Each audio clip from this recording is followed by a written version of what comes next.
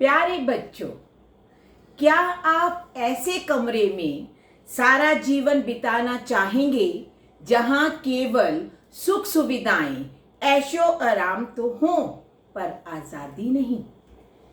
प्यारे बच्चों, आज हम इस कविता दो पंछी में बंधन के सुख व आज़ादी के सुख के बीच की तुलना को समझेंगे। इस कविता के जरिए हम स्वतंत्रता के महत्व को जानेंगे। प्यारे बच्चों, परंतु इस कविता को सुनने से पहले क्या हम ये जानना चाहेंगे कि यह कविता किस कवि द्वारा लिखी गई है? यह कविता महान रविंद्रनाथ जी के ने लिखी है, जिनके बारे में हम सबसे पहले जानेंगे। यह मूलतया बंगाल के कवि माने जाते हैं, परंतु भारत व विश्व के प्रसिद्ध कवि हैं। इनका जन्म जमींदार घराने में हुआ। ढेरों सुख सुविधाओं के होते हुए भी ये बड़े ही सरल व्यक्तित्व के थे। इनके द्वारा स्थापित शांति निकेतन एक विश्वविख्यात विश्वविद्यालय है। इनके अनुसार आज़ादी कभी खैरात में नहीं मिलती, उसके लिए संघर्ष करना पड़ता है, कीमत चुकानी पड़ती है।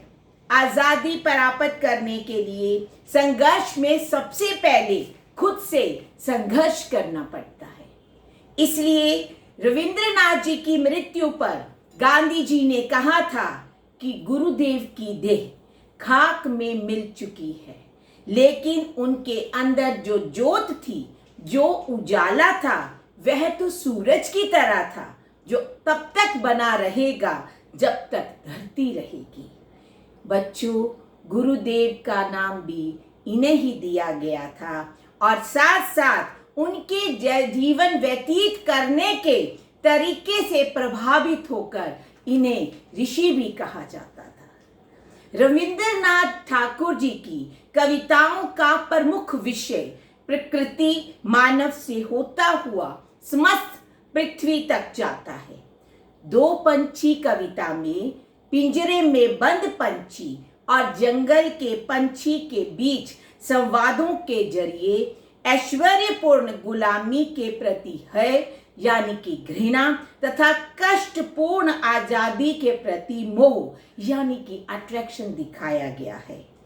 इस कविता के जरिए हम दो पंछी के बीच के संवादों के जरिए यह जानेंगे कि ऐश्वर्यपूर्ण सुख सुविधा के होते हुए भी पिंजरे के बंद पंछी की अवस्था कैसी थी और जंगल का पंछी कितने आनंदित होकर आकाश में उड़ता है।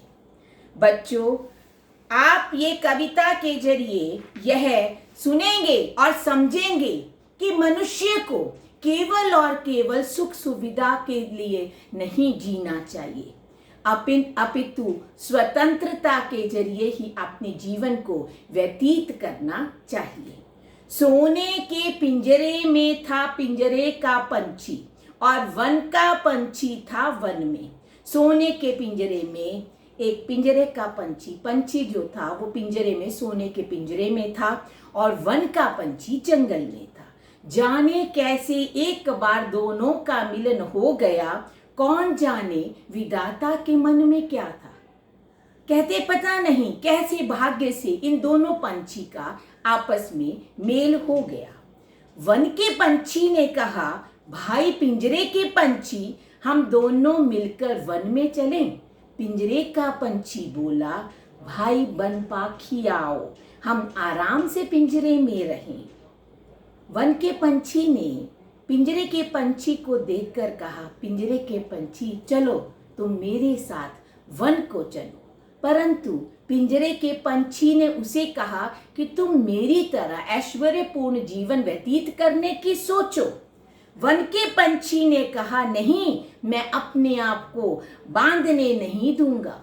पिंजरे का पंछी को देखकर वन के पंछी ने क्या बात कही? उसने कहा, मैं अपने आप को बंधन में नहीं बांध सकता। पिंजरे के पंछी ने पूछा, मगर मैं बाहर कैसे निकलूंगा?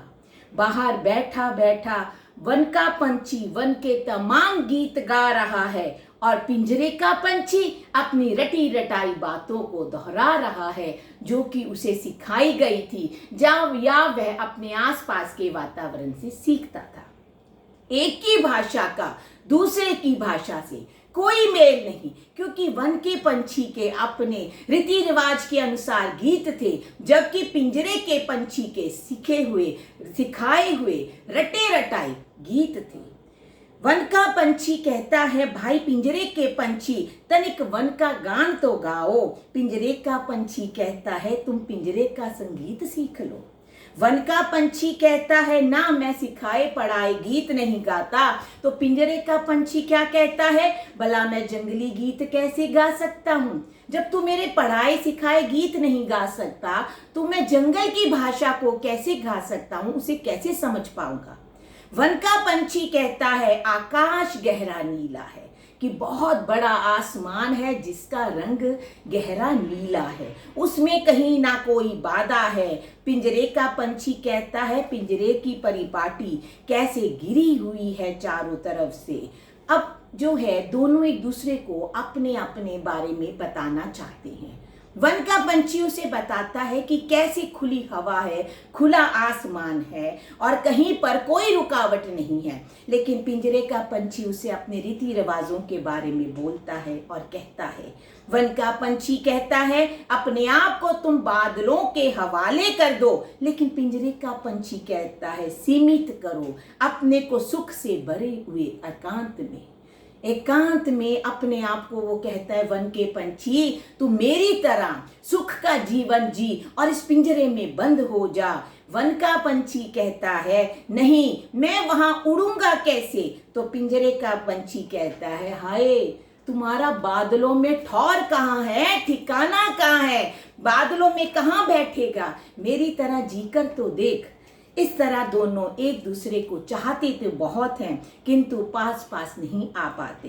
पिंजरे की तीलियों में से एक दूसरे से की चोंच को छू कर रह जाते हैं, चुपचाप एक दूसरे को टुकुर टुकुर देखते हैं, एक दूसरे को समझते नहीं हैं, परंतु मन की बात एक दूसरे को समझा जाते हैं। दोनों अपने अलग अलग होकर के पंख फड़फड़ाते हैं, कातर होके कहते हैं दुखी होकर, पास आओ। वन का पंछी कहता है, नहीं कौन जाने कब पिंजरे की खिड़की बंद कर दी जाए। पिंजरे का पंछी कहता है, हाय मुझ में उड़ने की शक्ति नहीं है, तुम जाओ। बच्चों, हमें इस कविता से यह सीख मिलती है कि कभी भी स्वयं को सुख सुविधाओं का दास नहीं बनाना चाहिए। सुख सुविधा का जीवन जीने से मनुष्य के अंदर कष्ट सहने की शक्ति ना के बराबर रह जाती है, क्योंकि उसे हर विकट परिस्थिति का सामना करने से डर लगने लगता है, जैसे कि पिंजरे के पंछी को बाहर आसमान में, खुले आसमान में उड़ने से डर लग रहा था। प्यारे बच्चों, हमें दास ना बनकर स्वामी बनना है और कठिन से कठिन परिस्थिति के लिए खुद को तैयार करके विजयी बनना।